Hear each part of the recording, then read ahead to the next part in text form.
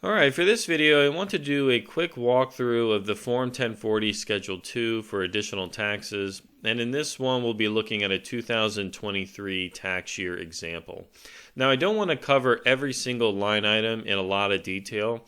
What I want to do is run through this and touch on some of the items that are more often seen on the 1040s than others.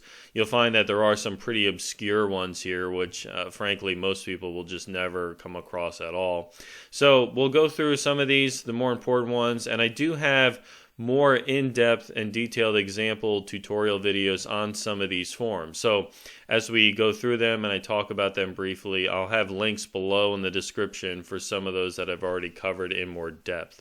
So if we start with part 1 here, additional taxes, so AMT and the advanced premium credit. So AMT on 6251, every taxpayer should be completing the 6251 to make sure that they're not in AMT, but most taxpayers, quite frankly, don't have this issue. In this example, we can see the taxpayer does have an AMT liability.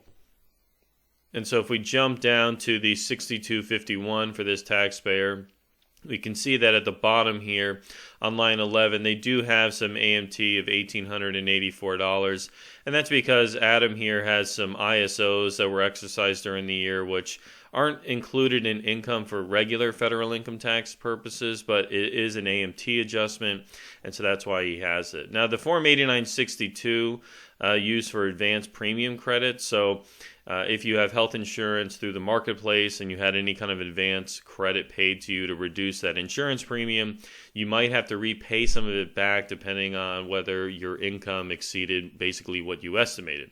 In this example, this taxpayer doesn't have that problem, but I do have a lot of videos on 8962 and how to reconcile that with those 1095As.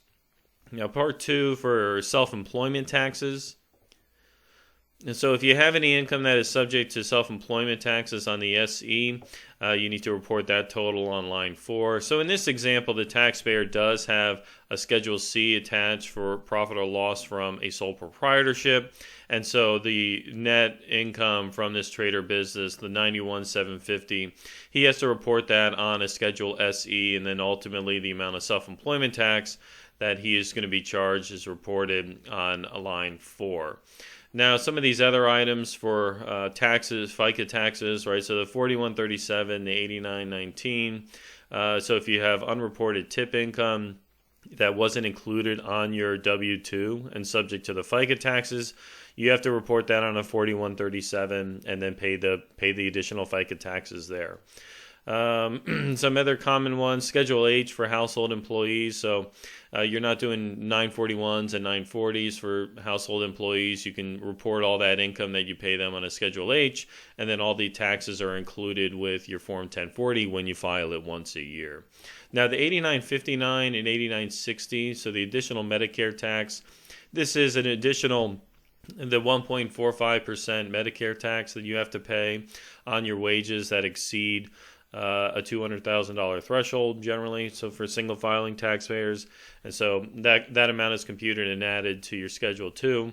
And then the NIT and the 8960, so for taxpayers with AGI over certain thresholds, they have to pay an additional net investment income tax, so that's a 3.8% basically surtax on your net investment income if your overall income exceeds certain thresholds.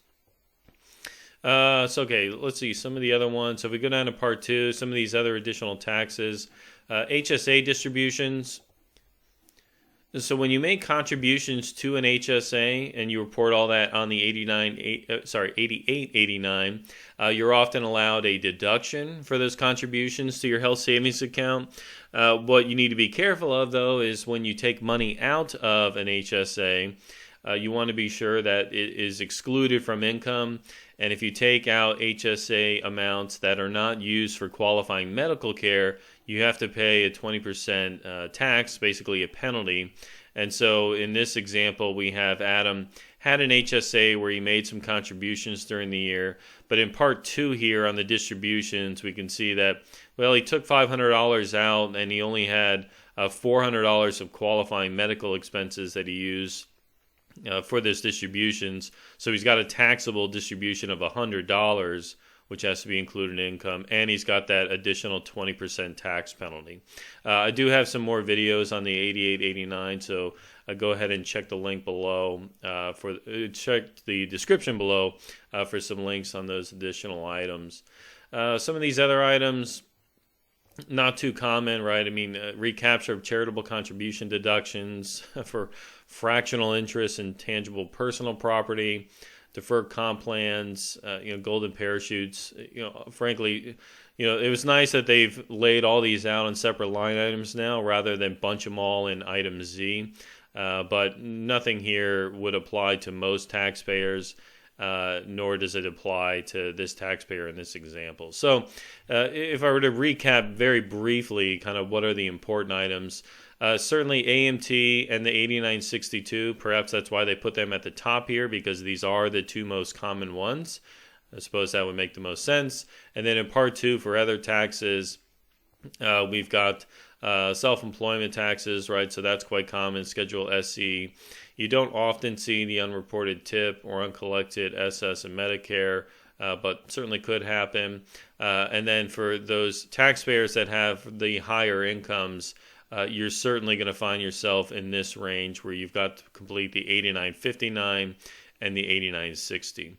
And then for the HSAs, very common for individuals to have HSAs, but for the most part, what I see is people are pretty good about not using the funds for things other than qualifying medical. So often the case is you're drawing the money out and you are using it for legitimate medical expenses. You're not using it for anything else. So you don't have these additional taxes or an inclusion because you didn't use the money for the appropriate purpose. But nevertheless, still important to keep an eye on it. Make sure that if you have HSAs, you are using them appropriately. All right, so that covers it for this video. I hope that was helpful. Again, check the description below for some additional videos on a lot of these forms. And as always, I appreciate you watching the video, and I hope to see you again on the next one. Thank you.